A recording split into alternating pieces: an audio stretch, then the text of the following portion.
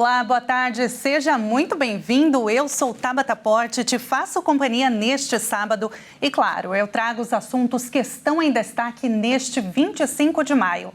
Agora são 13 horas e 20 minutos e eu te lembro que hoje é aquele dia que, além de trazer a notícia, a gente te mostra de que forma ela pode impactar as nossas vidas. Para isso, vamos contar com a ajuda dos nossos especialistas convidados que vão trazer análises em cima dos fatos. Vamos juntos. A gente abre essa edição falando do Rio Grande do Sul. O estado ainda sofre com os alagamentos, o alto nível do Guaíba e as baixas temperaturas. Além disso, as seguradoras de automóveis e residências já somam um gasto de mais de 1 bilhão e 600 milhões de reais. A expectativa é de que esse número aumente nas próximas semanas. A previsão para esse fim de semana no Rio Grande do Sul é de chuvas de até 130 milímetros com rajadas de ventos de até 70 quilômetros por hora. A temperatura cai para 11 graus com sensação térmica mais baixa por conta do vento. A equipe de meteorologia da Universidade Federal de Pelotas alertou que os alagamentos devem aumentar novamente em decorrência das chuvas. O nível do Guaíba segue acima dos 4 metros. Mas, apesar disso, ele diminuiu 17 centímetros nas últimas horas, passando de 4 metros e 32 para 4 metros e 15. A Defesa Civil de Porto Alegre também emitiu um alerta de alto risco de deslizamentos, processos erosivos e rolamento de blocos. Um dos grandes impactos causados pelas chuvas são os veículos alagados. As seguradoras de automóveis registraram mais de 1.200 indenizações. Um total de 557 milhões de reais. Os seguros residenciais e habitacionais também foram acionados. Mais de 11.300 casos foram registrados, com um gasto de 239 milhões de reais. O governador Eduardo Leite sancionou uma lei que institui o Plano Rio Grande. O programa tem como foco coordenar e executar ações emergenciais e de reconstrução do Rio Grande do Sul. Outros 3 projetos de lei serão encaminhados para a Assembleia Legislativa, sendo um deles a criação de um programa que concederá subsídios a famílias interessadas na aquisição de imóveis e o pedido de flexibilização do teto de gastos e de limitações de despesas de pessoal. Até o momento, o estado registrou 165 mortes por causa das enchentes e 63 pessoas seguem desaparecidas. Mais de 800 pessoas ficaram feridas. E olha, enquanto o Rio Grande do Sul ainda enfrenta inundações em decorrência das fortes chuvas que caíram em todo o estado no último mês, como a gente viu na reportagem, outro problema tem surgido com força e a leptospirose. De acordo com os últimos dados da Secretaria da Saúde do Estado, 1.072 casos foram notificados e 54 foram confirmados. Mais 2 mortes pela doença foram confirmadas nesta semana. As vítimas são 2 homens de 56 e 50 anos, moradores do município de Cachoeirinha e Porto Alegre. No total, até o momento, 4 óbitos já foram confirmados.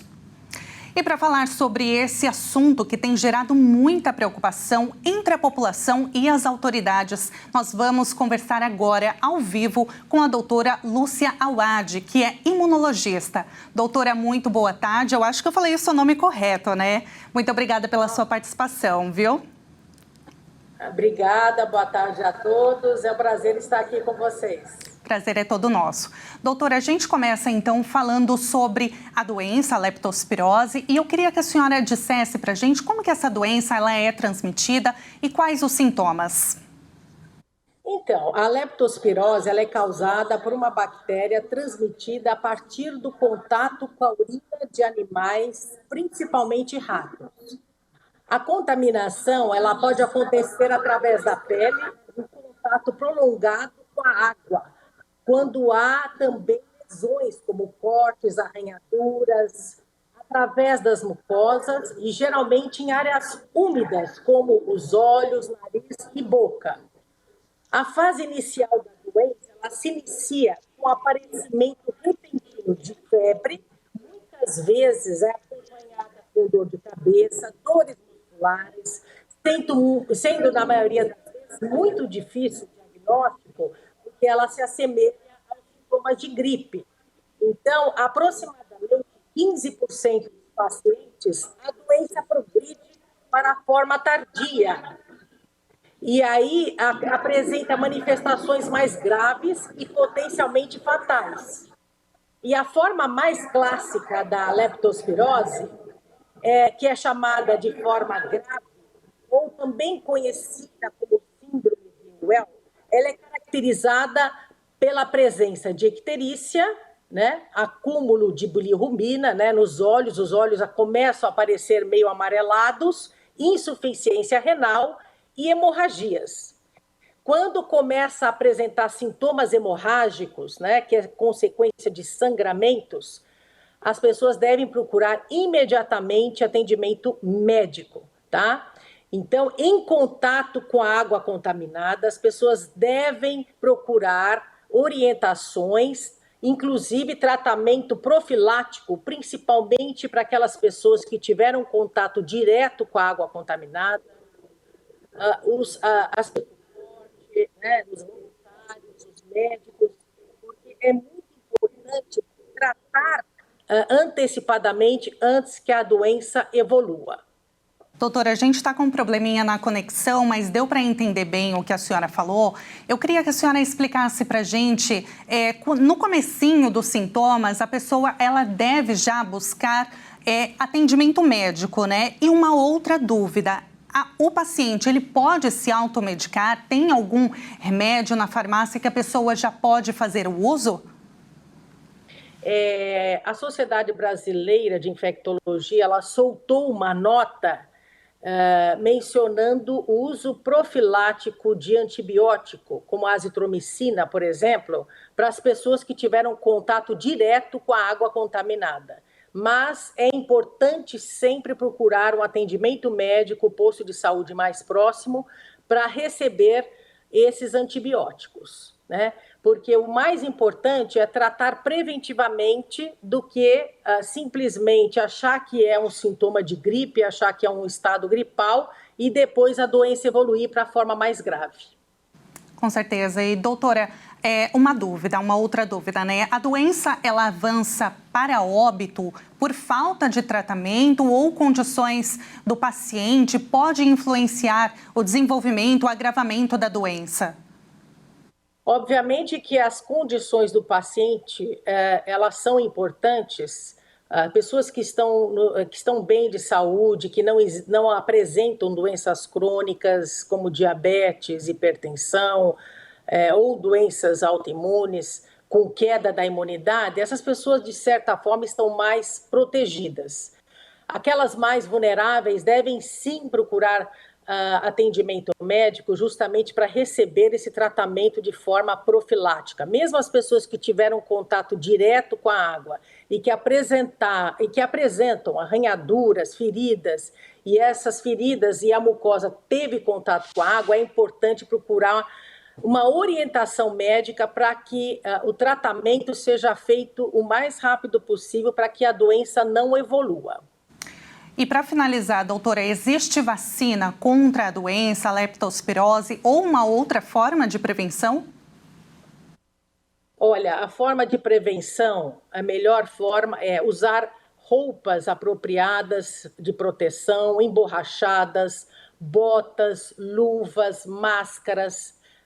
As pessoas que infelizmente não têm como não ter contato com a água, é importante utilizar essas roupas impermeáveis para evitar o contato direto com a água.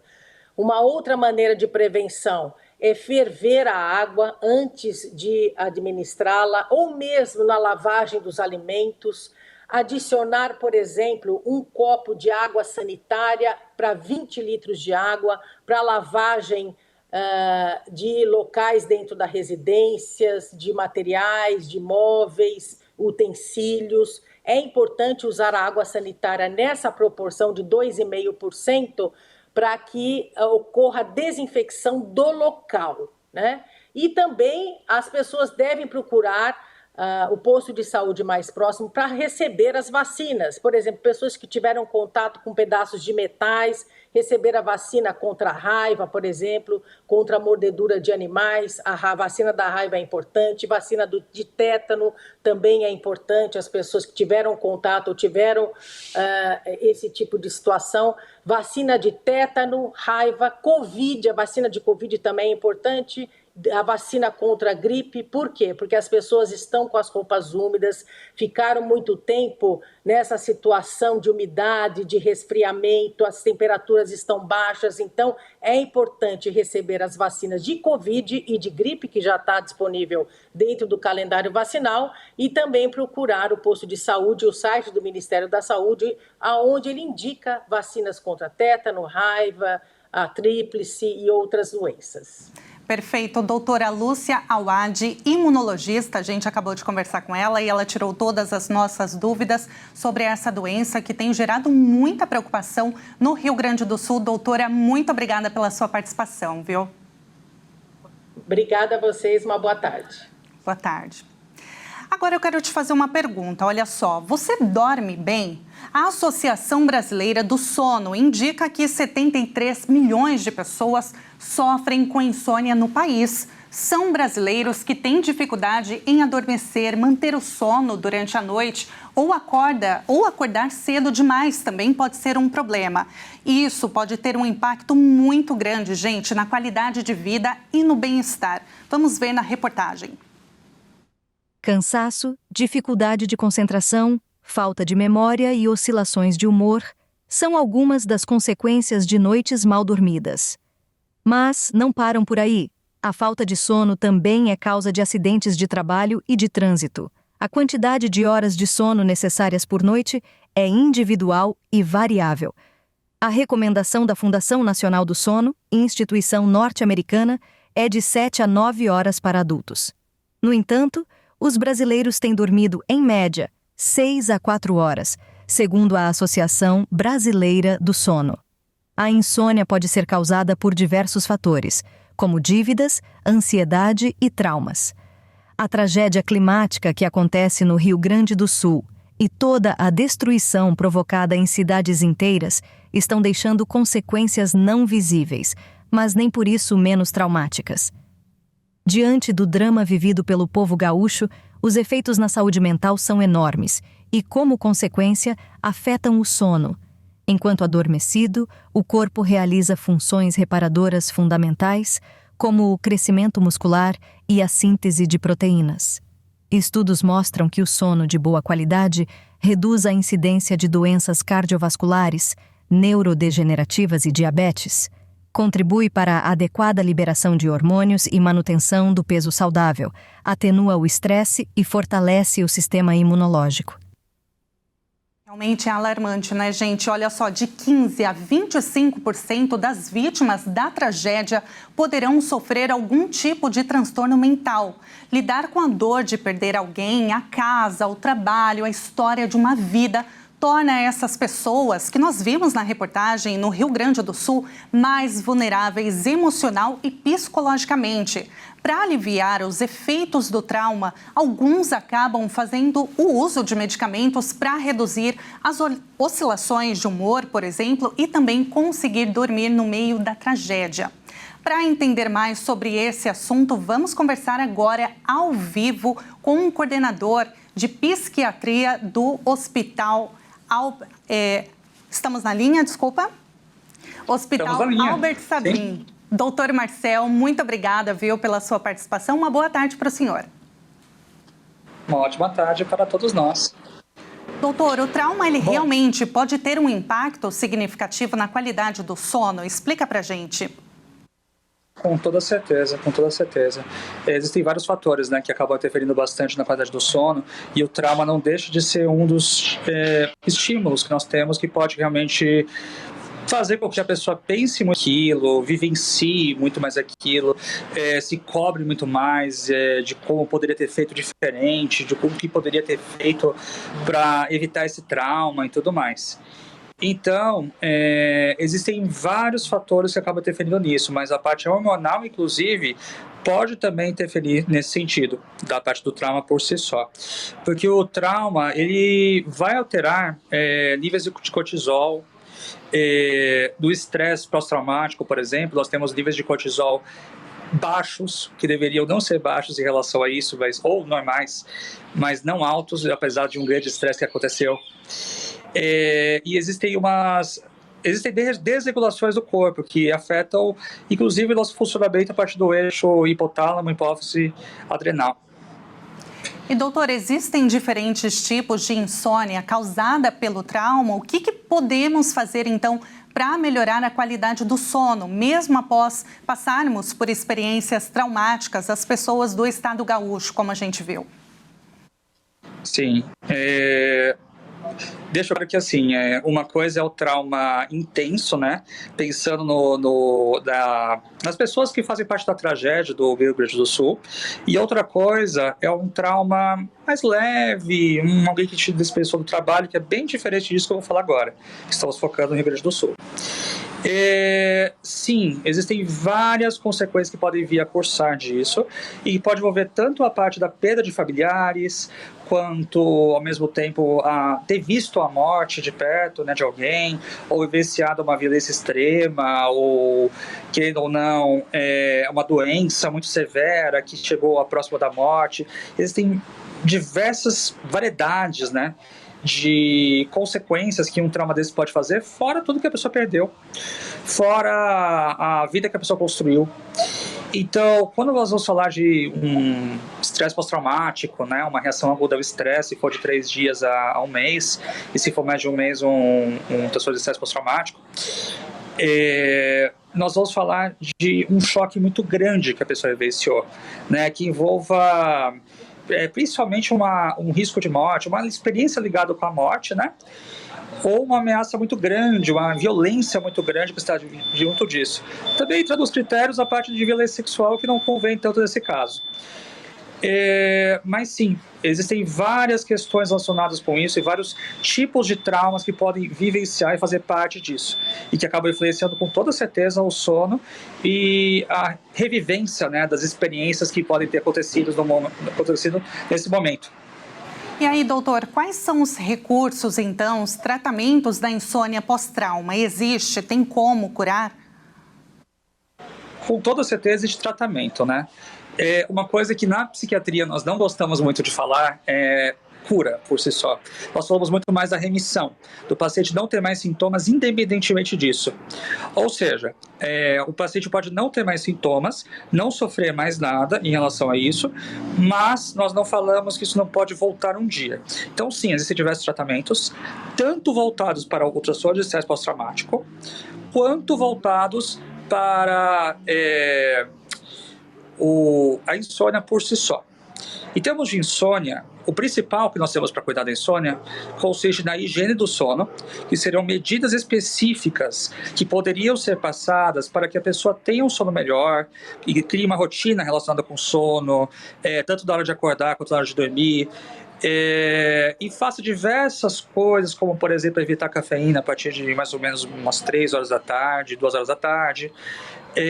Evitar atividade física à noite, na medida do possível. Claro que é bom fazer atividade física, mas à noite pode atrapalhar o sono. E tudo isso para contribuir com esse lado. Fora isso, o que temos de comprovação científica também, além dos remédios, é a terapia cognitiva comportamental em relação à parte da insônia. Tá? Que temos a maior evidência em relação à parte psicoterápica de cuidados em relação a isso. Fora isso, temos também a parte medicamentosa. Gostaria que eu falasse um pouco mais dos medicamentos agora?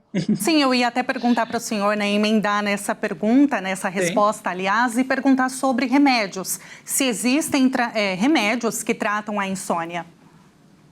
Sim, sim. Então, assim, nesse paciente nós vamos pensar numa abordagem dos dois. A insônia e do transtorno de estresse pós-traumático. No transtorno de estresse pós-traumático, nós usamos alguns remédios que são os beta-bloqueadores, né? E usamos também os antidepressivos, principalmente alguns que são de uma classe específica, que chamamos de inibidores seletivos à recaptura de serotonina. Agora, eles podem ajudar muito indiretamente a insônia da pessoa, porque se a pessoa melhorar dos sintomas, dos seus de estresse pós-traumático que ele está vivenciando, isso já vai auxiliar bastante na insônia, mas bem diretamente na insônia. E existem remédios que são indutores de sono. Existe um remédio, uma classe de remédio que parece ser boa para induzir o sono, que envolve o famoso Rivotril, que na realidade faz muito mal para esse paciente específico, porque agrava os sintomas do estresse, do trauma que ele está tendo em relação ao que ele está vivenciando, que seriam os benzodiazepínicos. Mas existem alguns outros também que podem ser usados em situações como essas, como por exemplo a trazodona, que é um remédio que induz o sono e que pode ser usado dessa forma, para insônia também, o Roserei também, que é a marca da Rametiona, é referência, né? Então nós temos alguns remédios que são indutores de sono e podem auxiliar bastante nesse momento, mas temos que tomar cuidado. Por isso que é legal procurar sempre um profissional, porque alguns remédios que induzem o sono nessa circunstância podem agravar, né, os sintomas que a pessoa está sentindo e recordar muito mais dessas lembranças negativas e por aí vai. Perfeito. Doutor Marcel Fulvio, muito obrigada pela sua participação, por esclarecer o assunto, viu? De nada, de nada. E eu gostaria também de mandar um beijo pro meu filho e pra minha esposa, meu filho Lucas. Muito obrigado. Imagina, um beijo dado então na família, viu? Muito obrigada. E olha só, os reflexos da guerra em Gaza entre Israel e Hamas têm causado intensas discussões no cenário internacional. Israel continua firme na sua incursão militar em Rafah, sob a justificativa de resgatar os 128 reféns detidos pelo grupo de terroristas do Hamas. Vamos ver. O corpo do brasileiro, de 59 anos, Michel Nisenbaum, resgatado pelas forças israelenses no norte da faixa de Gaza, o brasileiro estava sob o poder do grupo extremista Hamas desde os ataques de 7 de outubro de 2023. Segundo o pronunciamento do porta-voz do exército israelense, ele foi morto no dia dos ataques, durante a incursão israelense à região próxima à fronteira com a faixa de Gaza. Michel era especializado em computação e atuava como guia turístico em Israel. Ele morava no país desde os 12 anos, deixou 2 filhas e 6 netos. Ainda nesta semana, a Espanha, Irlanda e Noruega reconheceram o Estado da Palestina. A decisão conjunta foi tomada depois de a Assembleia Geral da ONU ter aprovado no início do mês uma resolução que abre caminho para o reconhecimento da Palestina como Estado-membro da organização. O texto pede que o Conselho de Segurança da ONU aprove que a Palestina se torne o 194º membro das Nações Unidas. A resolução foi aprovada por 143 votos a favor, 9 contra e 25 abstenções. O Brasil votou a favor da resolução. A expectativa dos 3 países é que de outros façam o mesmo diante do perigo da guerra em Gaza que os 2 estados enfrentam. O primeiro-ministro israelense, Benjamin Netanyahu, disse que a decisão de reconhecer um Estado palestino minou o direito de Israel à autodefesa e os esforços para devolver os 128 reféns detidos pelo Hamas em Gaza. Para que a Palestina seja reconhecida como Estado observador da ONU, a medida tem que passar pelo Conselho de Segurança, o que não deve acontecer, já que os Estados Unidos têm o poder de veto. Ontem, a Corte Internacional de Justiça ordenou que Israel interrompa sua ofensiva militar na cidade de Rafah, no sul de Gaza. A Corte também determinou que Israel abra a passagem de Rafah entre o Egito e Gaza para permitir a entrada de ajuda humanitária. A decisão foi tomada após a África do Sul apresentar um pedido de emergência à Corte para que ordenasse a Israel que parasse seu ataque em Rafah. A África do Sul acusou formalmente Israel de cometer genocídio contra os palestinos em uma audiência na Corte da ONU. A decisão do órgão judicial máximo da ONU deve aumentar a pressão sobre Israel após mais de 7 meses de guerra no território palestino. Israel lançou sua ofensiva em Rafah neste mês, forçando centenas de milhares de palestinos a fugir de uma cidade. O governo de Israel insistiu que sua campanha em Rafah não levará à destruição da população civil palestina e acrescentou que continuaria permitindo a entrada de ajuda em Gaza. De acordo com a lei, o primeiro-ministro Benjamin Netanyahu alega que as operações militares em Gaza são de autodefesa e direcionadas a combatentes do Hamas, e negou veementemente as acusações, classificando-as como falsas, ultrajantes e nojentas. O Tribunal Penal Internacional, com sede em Haia, fez pedidos de mandados de prisão contra o primeiro-ministro de Israel, Benjamin Netanyahu, e contra o líder do Hamas em Gaza, Yahya Sinwar. O tribunal não tem força policial própria para rastrear e prender suspeitos. Ele depende dos serviços da Polícia Nacional para efetuar detenções e solicitar a transferência para a Haia. E para a gente entender o conflito entre Israel e Hamas, todos os desdobramentos desse assunto tão complexo, nós vamos falar agora com o professor Vladimir Feijó. Professor, uma boa tarde, é um prazer te receber aqui. Boa tarde, Tabata. Muito obrigado pelo convite. A gente que agradece. Professor, olha só, os governos da Espanha, Irlanda e Noruega anunciaram que vão se juntar à lista de países que reconhecem o Estado palestino, né? Esse anúncio, ele é apenas um gesto simbólico e eu vou emendar com outra pergunta, tá? Isso aumenta a pressão sobre os outros governos europeus, incluindo Reino Unido, França e Alemanha, para que também reconheçam a Palestina como Estado? Você está certo, Tabata. Apesar de novembro de 88 a Palestina se declarar independente, isso é apenas uma declaração jurídica para materializar o interesse de autodeterminação, porque o território da Palestina está sob ocupação do Estado de Israel desde 1967. Porém, a Assembleia Geral das Nações Unidas reconheceu essa declaração de independência como um movimento político para reforçar as negociações de paz e ver se os países estabeleçam o território entre eles daquilo que a negociação feita em Oslo ficou um tanto quanto travada depois que o primeiro-ministro israelense morreu, o que negociava com isso. E o que a gente vê agora é exatamente o mesmo movimento. São 7 dos 27 países da União Europeia que já reconhecem a Palestina. Com esses 3, passaremos a 10. E existe a possibilidade de outros 3, Bélgica, Eslovênia e Malta, o que chegaria à metade. E como você chamou a atenção, aumenta a pressão para os principais países, Reino Unido, França, Itália e Alemanha. E se me permite um último comentário, da América Latina, o único país que não reconhece é o Panamá. Do Caribe, a maioria que não reconhece são aqueles que são ex-colônias do Reino Unido e da França. E no mundo, se considerando que são 143 mais o Vaticano que reconhecem, a gente vai aumentando essa pressão, como eu chamei a atenção, para diplomaticamente ver se apareçam lideranças dos dois lados dispostos a reconhecer a legitimidade do outro Estado e finalmente estabelecer a fronteira e um compromisso de paz para os próximos anos, pelos próximos séculos, se assim Deus quiser. Com certeza, professor. E olha, outro assunto em destaque nessa semana foi o pedido de prisão do primeiro-ministro, de Israel, Benjamin Netanyahu, e de líderes do Hamas, por parte do procurador-chefe do Tribunal Penal Internacional, Karim Khan. Professor, o que esse pedido de prisão significa para Israel e também para o grupo extremista Hamas? Há possibilidade dessas prisões realmente ocorrerem?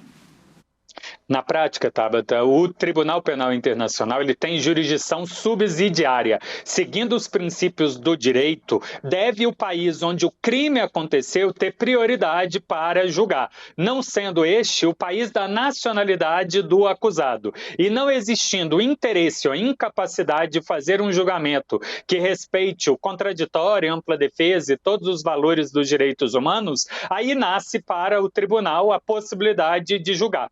Porém, como ele é uma organização internacional, ele depende de cooperação dos países do mundo para materializar a prisão e entregar essa pessoa lá no tribunal, já que é um direito fundamental de estar presente diante o acusado. Então, na prática, a ferramenta de expedir mandado de prisão, que por enquanto não aconteceu, foi apenas o pedido, terão 3 juízes de garantia que emitir essa ordem de prisão, é mais essa ferramenta trata de pôr pressão diplomática, já que o procurador contou não só com seus funcionários, mas também com a assistência de 6 jurisconsultos muito famosos, 2 deles, inclusive israelenses, para averiguar testemunhos, provas e tudo mais, identificando que, no mínimo, existem claras provas de crimes de guerra e crime contra a humanidade. Sem contar, como você mesmo chamou a atenção, a Corte Internacional de Justiça também avalia a possibilidade de genocídio.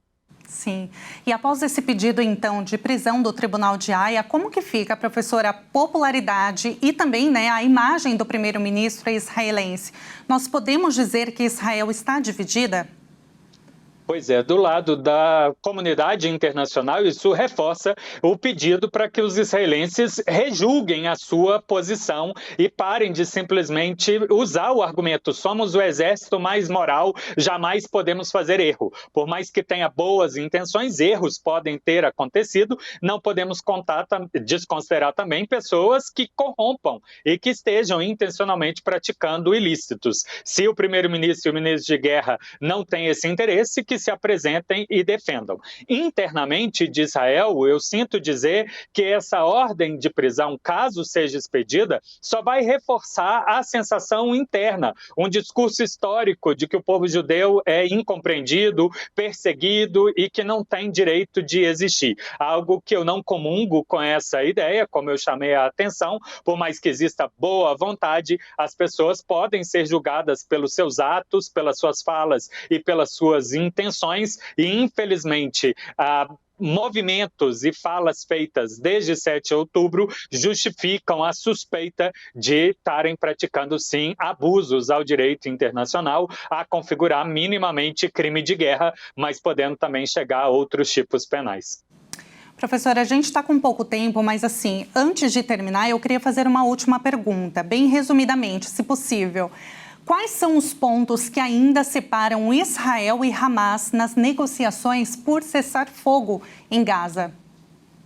Então, o primeiro é que Israel não quer que o Hamas continue existindo, seja derrotado em guerra. Do outro lado, o Hamas exige que Israel interrompa a sua guerra e se retire tanto da faixa de Gaza quanto da Cisjordânia. Então, isso é o não para os dois lados. E se me permite um último comentário, militarmente ambos dizem, e pelo menos vem à internet dizer, que estão ganhando. Então, portanto, não tem interesse de negociar, por mais que mandem alguma mensagem como tal, mas parece que estão convictos que podem ganhar nas armas. Professora, eu te agradeço demais por tirar todas as nossas dúvidas. Foi um prazer te receber. É um assunto muito complexo, né, que a gente tem que olhar bem nas entrelinhas. Seguiremos acompanhando. Obrigado, Tabata. Abraço, bom trabalho. Um abraço. Olha só, a gente muda de assunto, viu, para encerrar o jornal. Porque, atenção, o prazo para entregar a declaração do imposto de renda deste ano está acabando. Os contribuintes deverão entregar os ajustes até a próxima sexta-feira. Quando o prazo começou, no último dia 15 de março, uma pesquisa revelou que 70% das pessoas não pretendiam deixar para a última hora. E foi o que aconteceu. Dos 43 milhões de informes aguardados, 31 já chegaram. São obrigados a acertar as contas todas as pessoas que tiveram rendimentos de mais de R$ 30.600. Quem entrega primeiro recebe antes. O primeiro lote de restituições, de 9 bilhões e meio de reais, será depositado na próxima sexta-feira, para 5 milhões e meio de contribuintes. A vantagem de deixar para depois é que as outras devoluções vão ser reajustadas pela taxa Selic, que atualmente está em 10,5%. As devoluções serão feitas em 5 lotes, uma por mês. A última será em setembro. E quem não cumpre a obrigação fica sujeito a, no mínimo, a pagar uma multa de R$ 165. No caso das pessoas que ainda têm tributo a pagar, a punição pode chegar a até 20% do total de rendimentos. É isso, então, se você ainda não declarou o seu imposto de renda, corre lá, viu? É até sexta-feira. Essa edição termina aqui. Mais informações você confere ao longo da nossa programação. Muito obrigada pela sua companhia, um ótimo final de semana para você e até mais.